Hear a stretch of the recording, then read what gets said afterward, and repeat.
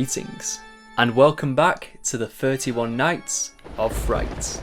In the last episode, we explored the masterpiece that is 1931's Dracula, starring Bela Lugosi. Not only was that the first official adaptation of Bram Stoker's classic novel, but it was also the first talkie horror film, and due to its commercial and critical success, kicked off the whole line of Universal Monsters films. So today we'll be taking a look at the second Universal Monsters film, centred around what is possibly Universal's most beloved monster. This monster is also a character from a classic gothic novel, and their film also debuted the same year as Dracula in 1931. Universal Pictures were not messing around back then, and of course I'm talking about none other than James Whale's Frankenstein.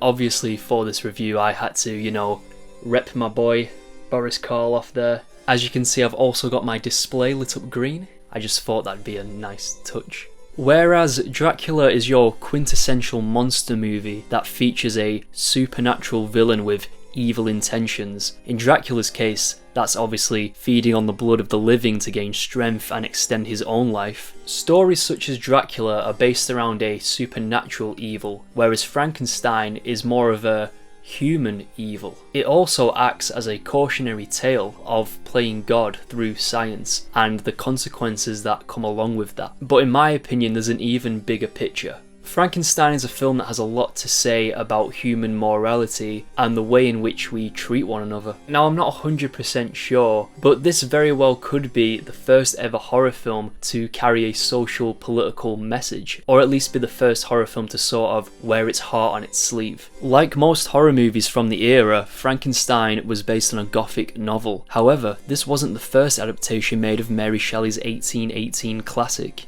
which by the way she wrote when she was only 19 years old.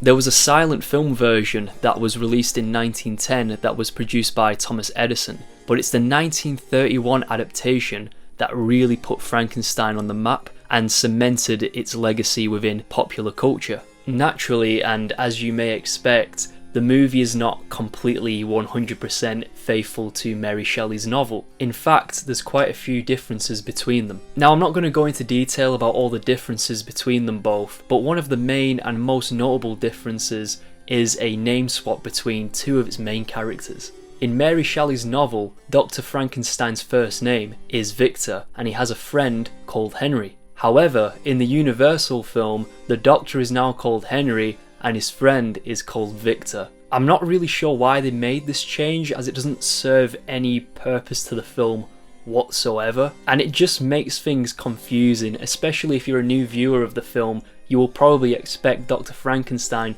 to be called Victor. Apparently, the filmmakers thought that the name Victor would be too unfriendly for the audience. The other main difference between the film adaptation and Mary Shelley's book is the actual appearance of the monster, as played in this film by the British horror legend Mr. Boris Karloff. And this has got to be one of the most iconic characters and roles in cinema history. The iconic makeup applied to Karloff was created by makeup artist Jack Pierce, who also worked on The Wolfman starring Lon Chaney Jr. 10 years later. It was Pierce who designed and established the look of Frankenstein's monster as we know him today, as Pierce came up with the idea of the monster having bolts through his neck, a flat head, and baggy, scraggly clothes. Talk about being influential. Another fact about the monster is that Universal Studios originally planned to have Bela Lugosi in the role. This was mainly due to the recent success of Dracula. There are different theories as to why Lugosi didn't end up playing the monster, but the most commonly believed and accepted theory for this is that Lugosi wasn't a fan of playing a character that just walked around grunting and didn't really have any talking lines. And on top of that, apparently Lugosi didn't want his whole visual performance to be masked behind tons of makeup and prosthetics. Whatever the reason, the role was taken by Karloff and horror history was made. Oh, and Boris absolutely nails the role. His slow and staggering movements and vocal performance is done to complete perfection. I also love how in the opening credits there's a question mark where Boris Karloff's name should be, giving the monster a greater sense of mystery surrounding him. However, at the end of the film, Karloff is rightly credited. It's also worth noting that other actors who played a role in Dracula had a part to play in this film as well. Edward Van Sloan, who portrayed Van Helsing, is here in the role of Dr. Waldman, Frankenstein's previous tutor. He also provides an iconic opening monologue to introduce the film and warn the audience of the horrors that lay ahead. Additionally, Dwight Frye, who played the crazed Renfield, is now playing Frankenstein's hunchback assistant, Fritz. Now, this character did not appear at all in the Mary Shelley novel and was completely created just for this film. However, it's become a really popular horror cliche that the mad scientist has to have some kind of crazy assistant helping him around. Most people associate this character with having the name of Igor or Igor, but I don't actually think the name for that character was popularised until 1974 when Mel Brooks created his parody film Young Frankenstein.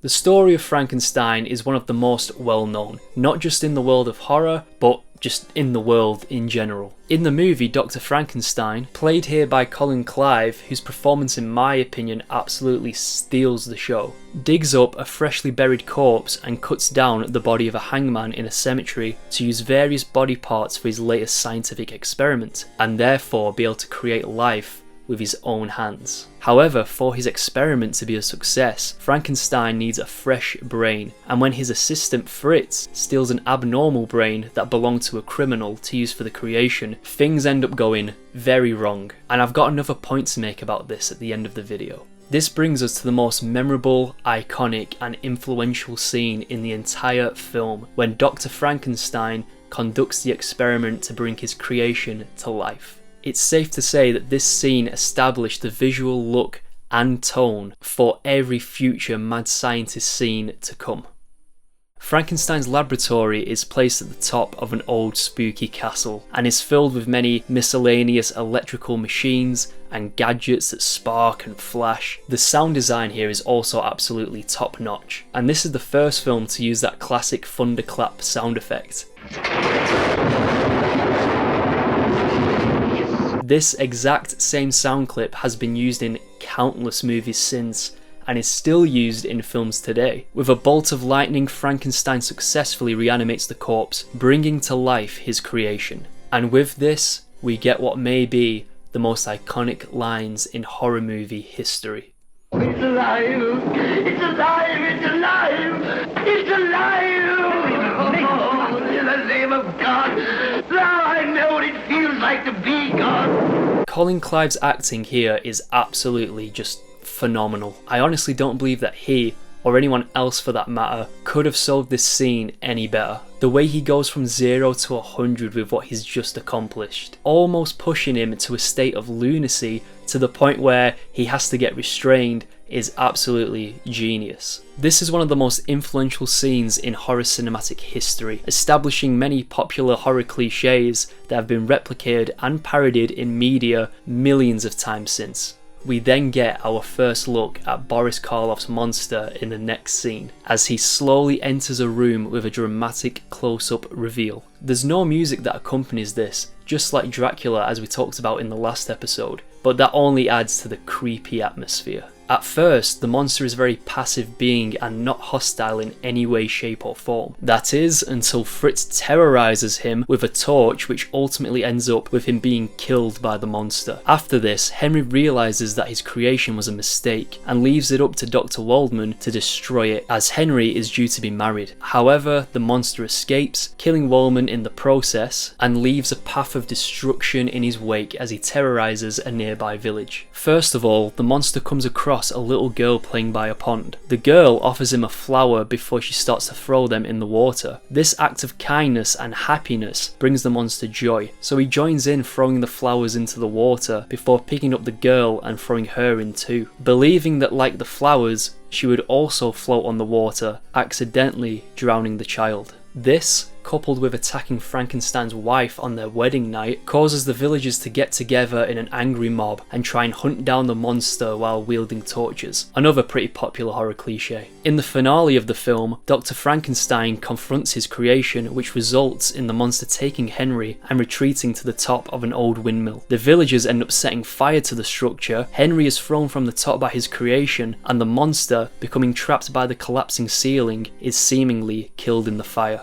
The film then ends with a short scene showing Henry recovering in his bed. And now I'll be honest and say for me, this is the only bad part of the film. The scene feels like it was stitched on at the end, and it would have been somewhat poetic if Henry was killed by his own creation. After all, this is a cautionary tale about certain aspects of science and playing God. But alas, there is a sequel. And not only do I believe that the sequel is better than the first film, but it's probably my favourite film from the entire Universal Monsters series, and probably my favourite horror film from the 1930s. As I said earlier in this review, Frankenstein is a film that, at its core, carries some profound social and political messages. Obviously, the first message of the film deals with the consequences of playing God and creating something that ultimately leads to destruction, a lesson of which humans have definitely not learned. But as I also said, there is a much bigger picture and a much more poignant message. At first, the film seems to blame the behaviour of the monster on the fact that his brain was that of a criminal's. Obviously though, that is not the case, as initially the monster is a very passive creature. Maybe there's an extra hidden message in there that tells us that the bad traits that people carry